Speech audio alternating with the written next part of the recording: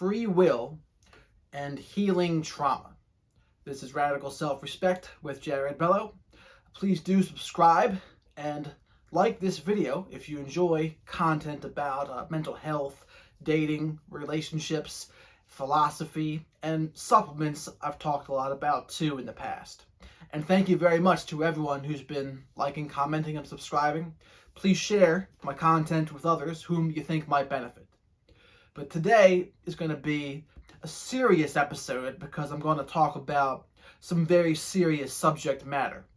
And what inspired me to make this video was I was listening to the Tim Ferris podcast, and I was listening to the episode where he discussed his childhood sexual abuse that he received from the son of a babysitter from the time he was 2 to 4 years old. And his co-host in the show was a woman by the name of Debbie Millman. And Debbie Millman, likewise, had a story of sexual abuse from her stepfather from the ages of 9 to 12. And so they were discussing how they discovered it and how they've been dealing with all the trauma and the side effects. And I highly recommend listening to the episode. Tim Ferris didn't even realize it happened until he was about 40 years old. He had taken ayahuasca, and I think that was his first inclination. He got shown the room where he was led at that age. And then while on a silent retreat, he had done mushrooms, and I think he got all the emotions and pent-up trauma came to the surface. And that's why he started talking about it publicly. And he mentioned a lot of good resources in the episode, such as The Body Keeps the Score, which is an awesome book about healing trauma. He mentioned Neil Strauss has a healing trauma checklist or like starting guide on his blog, maybe on his Twitter too. And they both shared their stories. They compared and contrasted, and they've talked about what kinds of things really helped them. Now, a bridge into free will here. Now, I don't believe in free will anymore because I was introduced to the idea because of Sam Harris. Sam Harris has a lot of thoughts about free will, and he believes that free will is an illusion, meaning that we are just a product of our environments, upbringings, and our chemical makeup. And so we look around our lives, and if we were to be trading places with someone, and we had their same exact environment, their same exact chemical makeup, genes, we'd be making all of the same exact decisions they are. And I think it's an important point. And the thing about free will is I have found it to be unproductive in many areas of my life. But one area I think it has a lot of value or potential value is in healing trauma. And let me explain. So Debbie Millman, she tells a story in the podcast about how she actually confronted the stepfather that sexually abused her.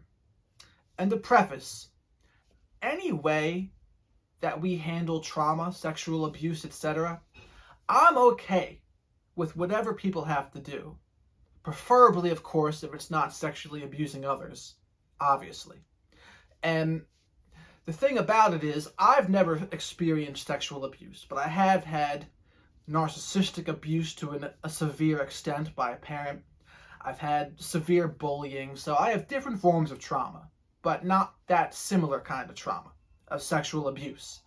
And free will, and the lack thereof, has actually really helped me in regards to releasing some of my anger and resentment. Because anger and resentment, they only serve to hurt me. And it doesn't do anything to the other person. It just hurts us. It seeks to rob us of joy. And they talked a little bit about forgiveness in the episode, and what forgiveness means to each one of us should be different. I can understand if someone never wants to forgive either, if someone's been sexually abused, absolutely. And like I said, I'm not here to say that anyone's way of thinking is wrong, or any way they've been trying to heal is wrong. I'm not going to say any of that. Now, I will say though, if what someone has been doing hasn't been working very well and is getting in the way of their lives, their joy, their happiness, their mind, body, spirit, etc., perhaps a possible reframe may be of use. And I think the lack of free will is one of those possible reframes. So let me circle back to the story Debbie Millman was telling about how she confronted the stepfather that was sexually abusing her. And she had her then bodybuilder boyfriend with her at the time. And the stepfather was a little senile. He might have been in his 60s at the time. And she asked him, "Do you remember what you did to me?" And he just said, "Oh, you're so-and-so's daughter." And he didn't really get it. And as she walked away, she said, "Just know you're going to burn in hell for what you did to me." And I understand thoughts like that, absolutely. Now, but what does that mean? Let's break down that statement.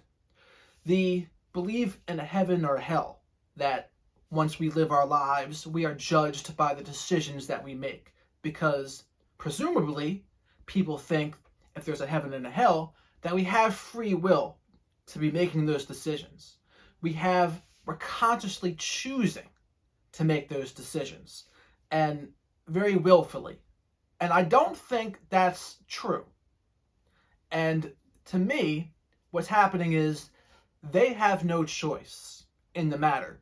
They do not have free will. They did not choose their parents. They did not choose their upbringings. They did not choose their environments or their chemical makeups. And again, I still think we need to hold people accountable and punish them abso-frickin-lutely. But in terms of their motive, I don't think it's as cut and dry. And I think our society likes to have people that we can say, "Oh, those are the bad guys," but I think they're more similar to malfunctioning robots. And that they're just a robot that's had a bad upbringing, bad genes, bad chemical makeup, and they're powerless to do anything different. And that's just how it is. And if we look at our lives, you might argue the free will thought with me. Oh, we do certainly have free will, but I think considering we are products of our environments and our chemical makeup, I don't really think it's true. I don't think we do. And to preface, I think not believing in free will is really only helpful in this area of healing trauma. I've found it to be counterproductive in other areas of my life. But in this area of healing trauma, when I think that person who did a lot of harm to me, they couldn't help it. They were just a malfunctioning robot. They had parents they didn't choose. They had upbringings they didn't choose. And they end up hurting people. And again, I still believe if we know better, we certainly have to do better. But I think some people are just completely unconscious. And some of these sexual abusers, I think they fit that description. That they're completely unconscious and they're just a malfunctioning robot. So let's work that in to how that would help us healing trauma, sexual trauma, being bullied, being emotionally, verbally, physically abused.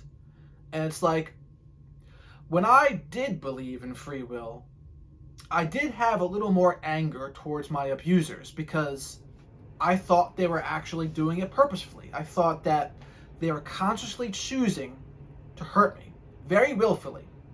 But when I take away the idea of free will, that kind of goes away. And the acts that happen to us, they will never change. Like, the act is still the act of abuse. And so we still have to deal with the trauma of that act.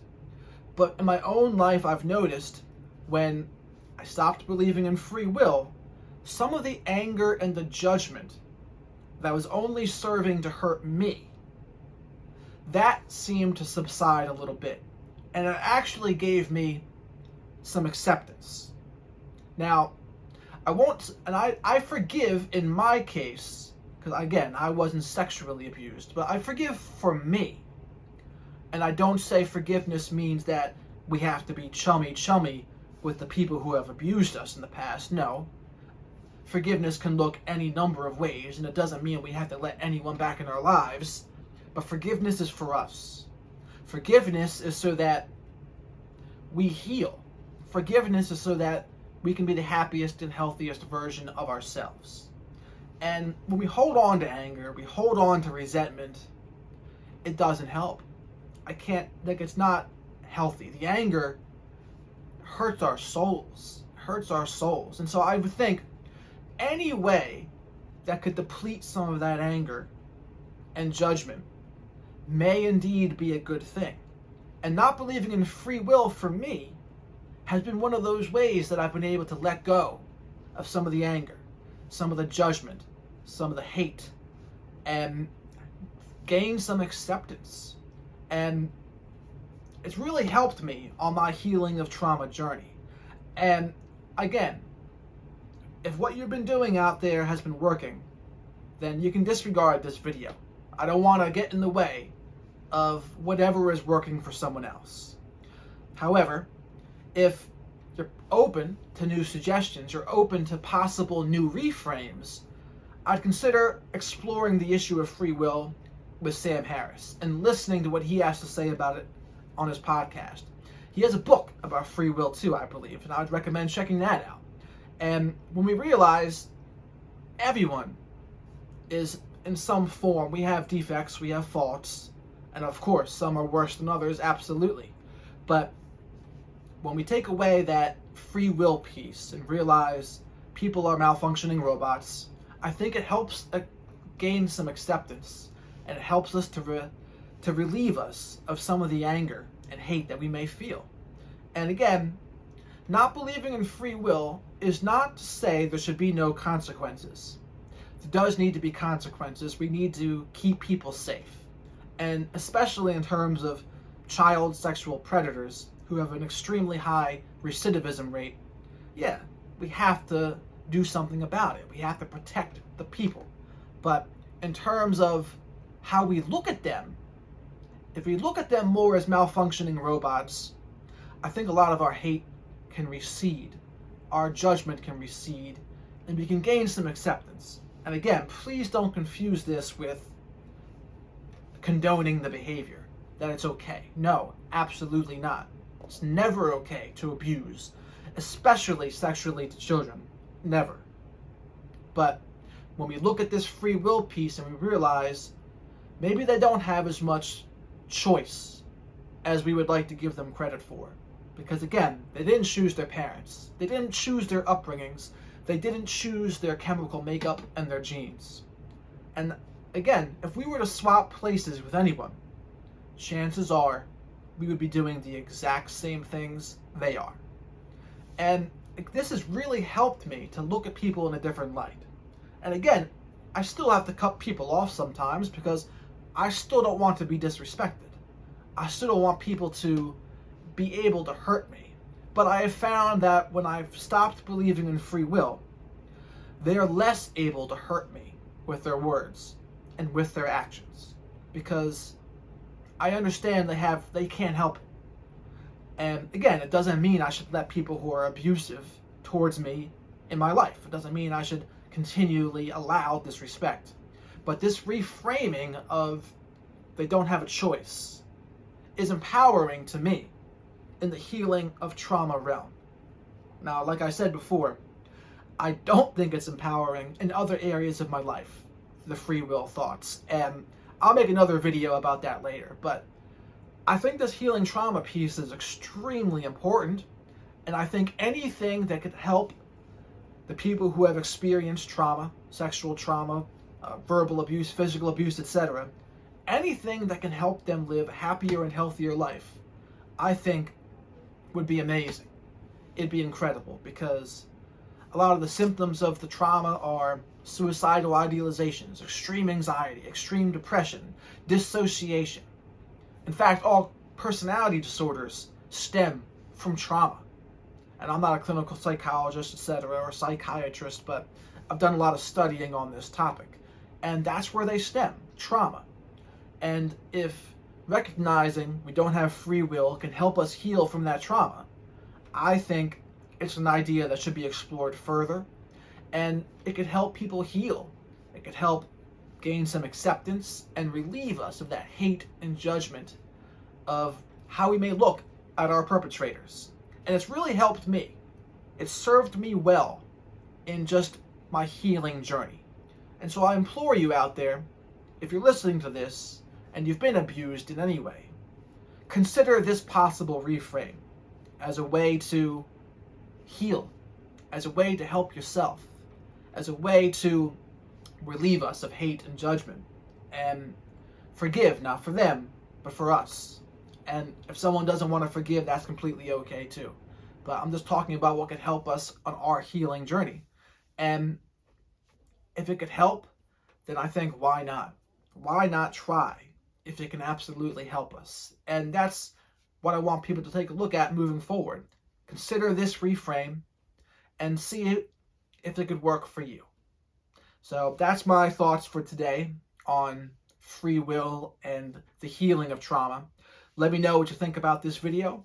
I know it's a very serious subject matter, but it's also very serious, the consequences of abuse and the suicidal idealizations, the depression, the anxiety, the dissociation, the personality disorders that develop. They're very difficult to treat. And so I think any possible edge we could have in healing those traumas could be priceless. And I think really the reframe of malfunctioning robots are the ones hurting us, I think could really help. So again, thank you very much for watching, and have a great rest of your day.